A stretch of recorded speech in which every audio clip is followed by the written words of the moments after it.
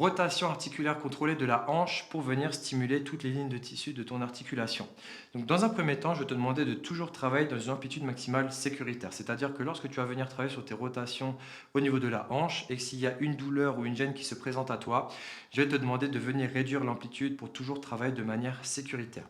Dans un second temps, je vais te demander de venir éviter de solliciter les articulations voisines.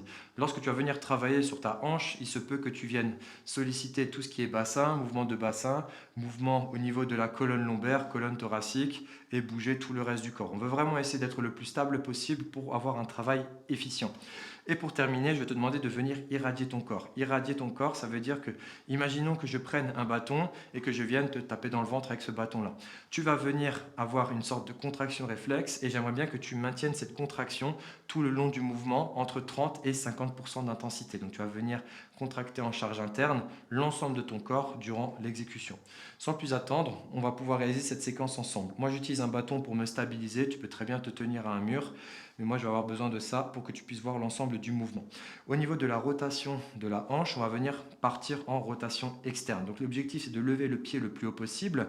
La hanche, le genou est aligné à la hanche et là on va venir ouvrir en abduction. Une fois qu'on sent que ça bloque, nous ce qu'on veut c'est toujours garder le nombril, le sternum face au mur. On va basculer en rotation interne. On essaye d'éviter de cramper et on essaye d'éviter de solliciter le bassin.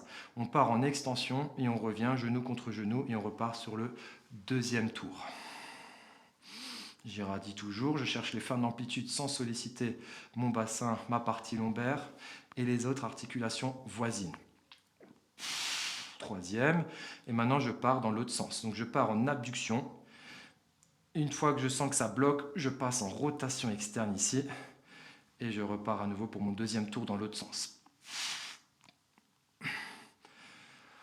Troisième tour, j'ouvre, je sens que ça bloque, je bascule en rotation externe et voilà, les 3 tours dans un sens puis dans l'autre et tu peux réitérer le même effort sur la deuxième jambe.